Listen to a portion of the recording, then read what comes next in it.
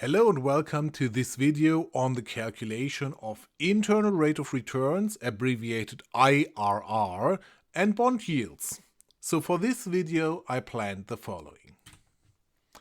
It's a short agenda today because it's about the Regula Falsi and the adjusted Regula Falsi method. Regula Falsi is rather an old method, but since we want to calculate bond returns, we need to have an efficient method, and I proposed the adjusted Regula Falsi method. It's proposed by me, so if you want to use it, if you want to cite it, just cite me. Thank you very much for that. Let's go into that. So, what is the Regula Falsi and what is adjusted Regula Falsi? First of all, the yield of an investment, especially a bond, is defined as its internal rate of return, or IRR. The internal rate of return is that specific interest rate that has to be applied to retrieve a net present value of 0. So, what do we see here? Here we see a little formula, R, given that the net present value at time 0 equals 0. So we are looking for the R that gives us a net present value of 0. And the net present value formula is given here, net present value as of time 0 equals. And those of you who don't know about net present values, this left part is the present value minus the initial investment. So what you have to pay for the bond is initial investment. And here we see the sum sign. It sums across all points of time t between 1 and the maturity date, which is capital T. And those individual cash flows are now denoted as CF, cash flow at point of time t, times 1 plus R in the power of minus t. So these brackets and the power of minus t is what we call the discount factor. Accordingly, this internal rate of return can be understood as a break-even interest rate at which the investment turns out to be positive. Now, how can we solve all this?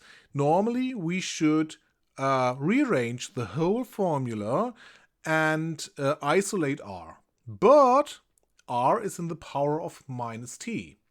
And we run into problems as soon as t is larger than 2. So as long as it is 1 or 2, no problem. But as soon as it is larger, we run into trouble. Accordingly, we need algorithmic procedures to find the IRR.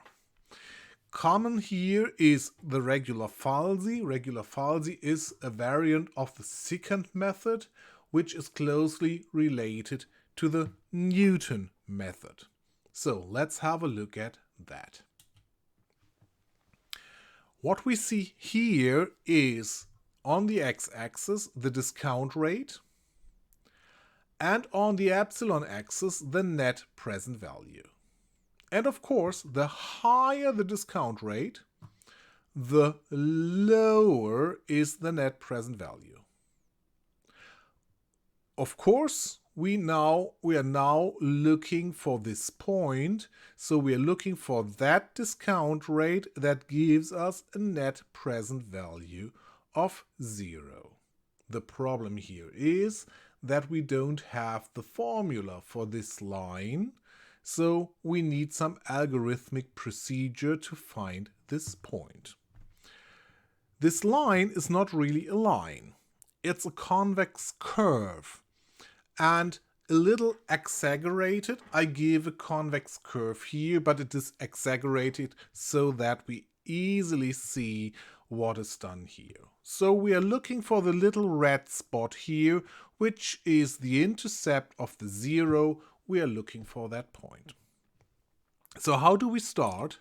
We start with 2 interest rate. With an interest rate RL L stands for low.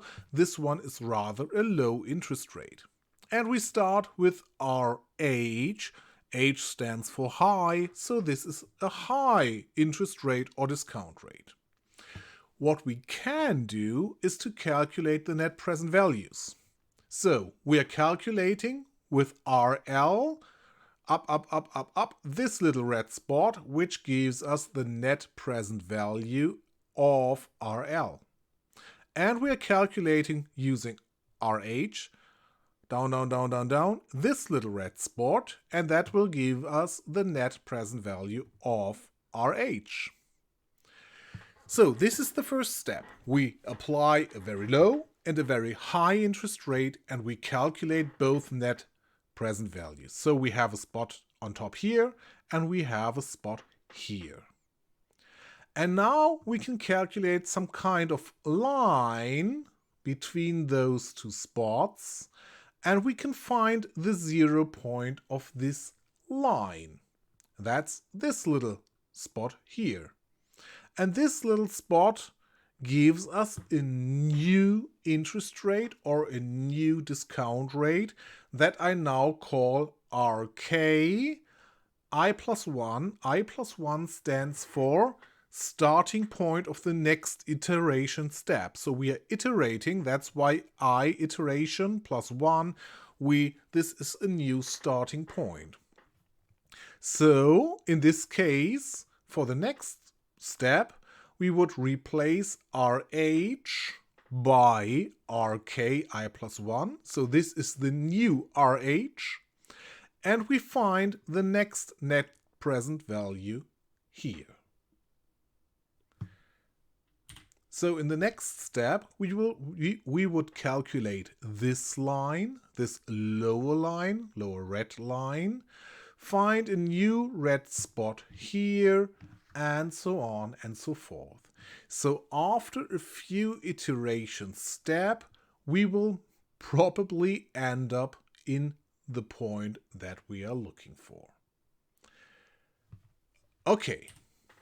Let's see how we can put this into formula. So, the regular Falsi procedure starts with two interest rates near the unknown internal rate of return, IRR.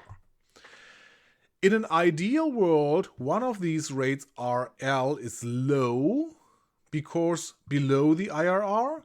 Another one, RH, is above it or higher respectively.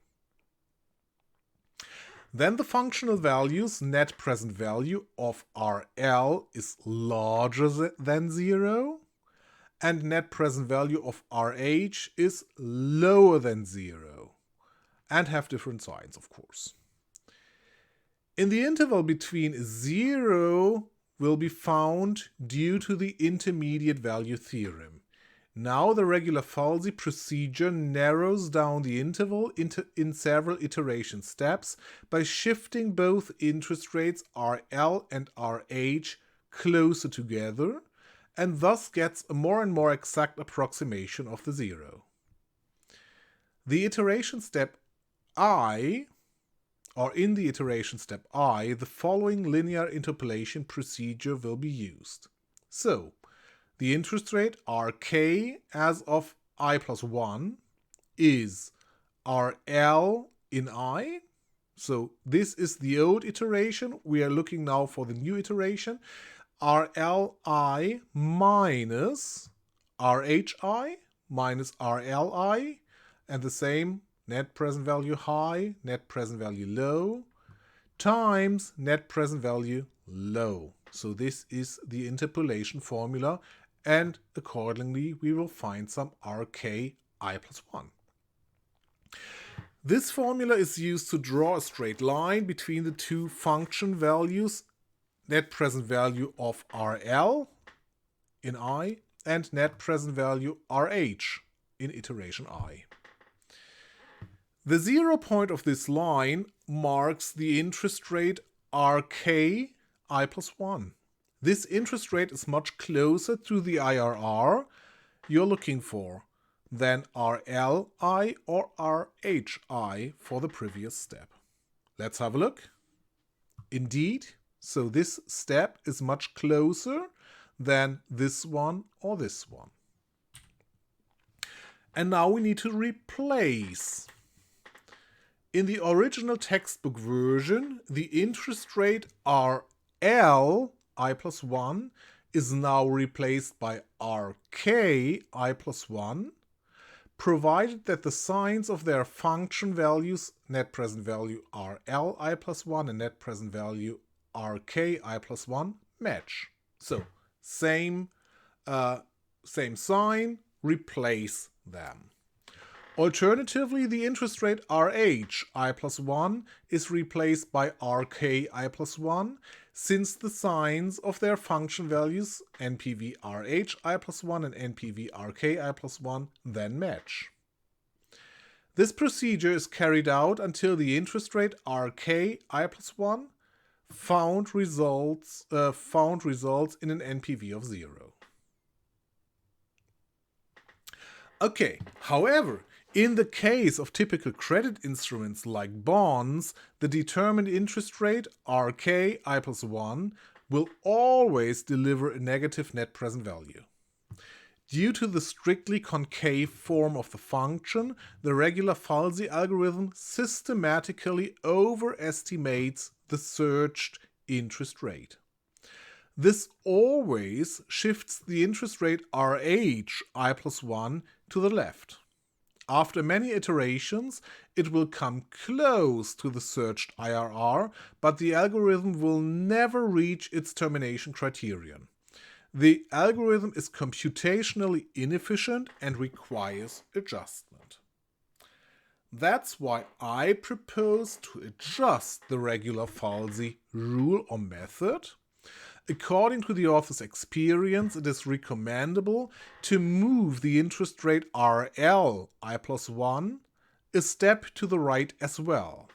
For example, this can be done by halving the distance from the calculated interest rate RK, I plus 1. In this increases the interest rate RL, I plus 1 by RK, I plus 1 minus RL, I plus 1 divided by 2. While the interest rate RH, I plus 1 is replaced by RK, I plus 1. This procedure makes the algorithm much more efficient for calculating the IRR. Of course, this adjustment should not be used to find a 0 in other cases.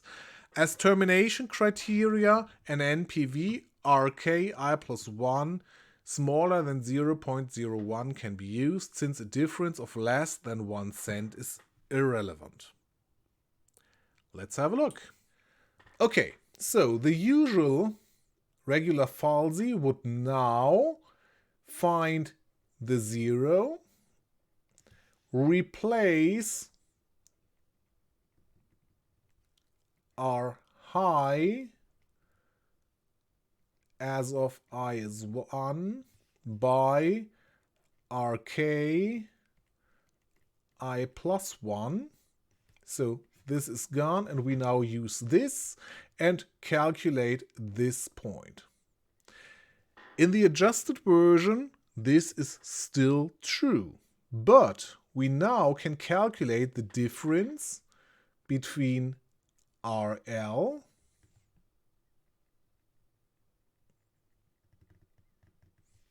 and RK and halve this distance, and also move RL to a new RL. So move it over here. Then we find a point here, and we can iterate nearly between those two. This is only true if the whole function stays this convex. It does not work in other situations, but since capital market instruments and so on and so forth are mainly made like this, it's no problem. So the next step will now iterate between this point and this point, which makes the whole algorithm a lot more efficient. Let's go into some example of bond yield calculation. A bond with a nominal or face value of x or principal value of x is 1000 and a nominal interest rate of R of 5% or 0.05 respectively has a maturity in exactly 2 years. It can be purchased today at 99%. This is typical for bonds that that their price is shown in percentages, which equals P0 990. Accordingly, the net present value in point of time 0 can be expressed by NPV equals 50 divided by 1 plus R in the power of 1 and 1050 divided by 1 plus R in the power of 2. Because this is the coupon payment after 1 year. Here we see the 1 year. And this is the payback of the principal plus the last coupon after 2 years. So here we see 2 years. And of course we have to subtract the initial payment because we buy this bond at the market at 990. So 990 is given here.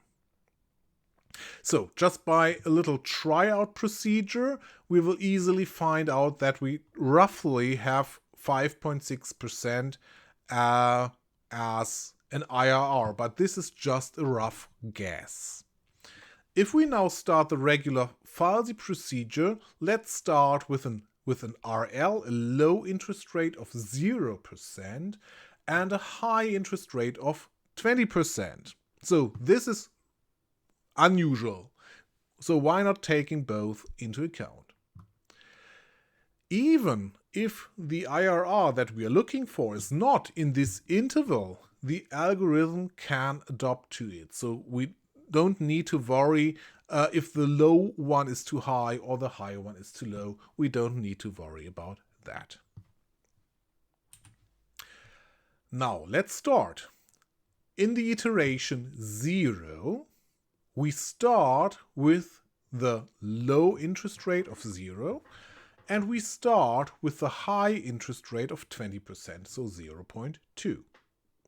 We calculate the net present value with the formula given. The formula is given on the last slide, so this is the net present value formula that is applied in all cases.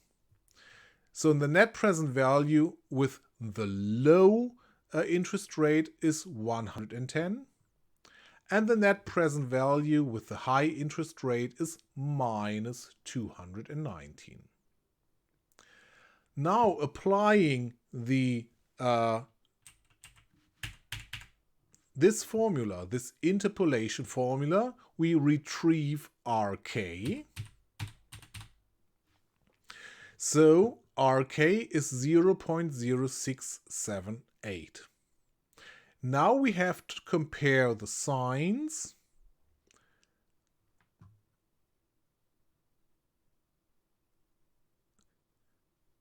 Now we have to compare the signs of the net present value of this interest rate. The net present value of this interest rate is minus 20.57. And since this has a negative sign and this has a negative sign, we replace RH. We replace RH by RK. So in the next round, in the next iteration round 1, the left or the low interest rate is still 0, but the high interest rate is not 20 anymore, but those 0.0678 that we calculated here. And the net present value is not 219, but it is also replaced, of course, by 20.57 or recalculated. Now we do the next iteration and we get 0.0563, and that will give a net present value of minus 1.62, again replacing it, and so on and so forth.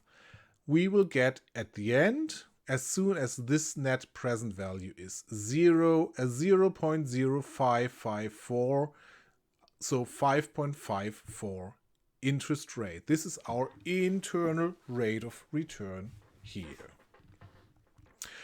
So what we have seen is that the low interest rate has never changed. We always change the high one. And this is usually the case with all capital market instruments. So we can make this iteration more efficient by using a better algorithm than this one.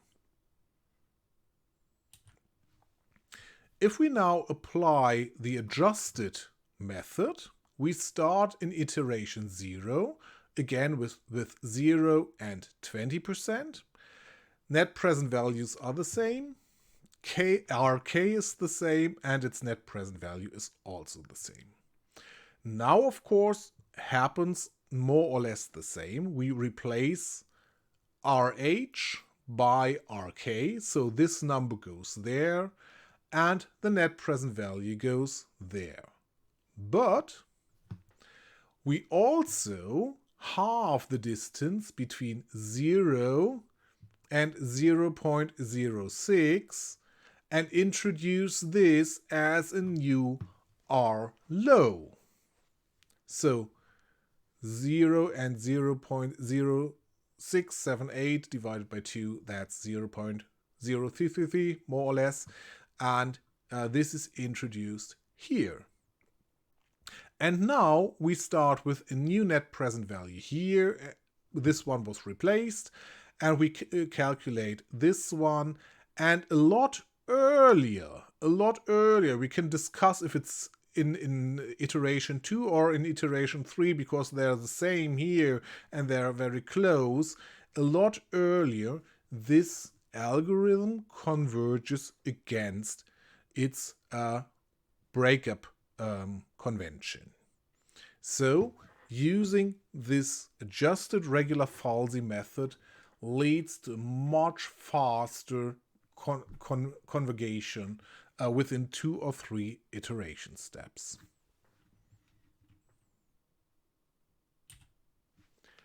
Thanks for watching this video. See you in the next video.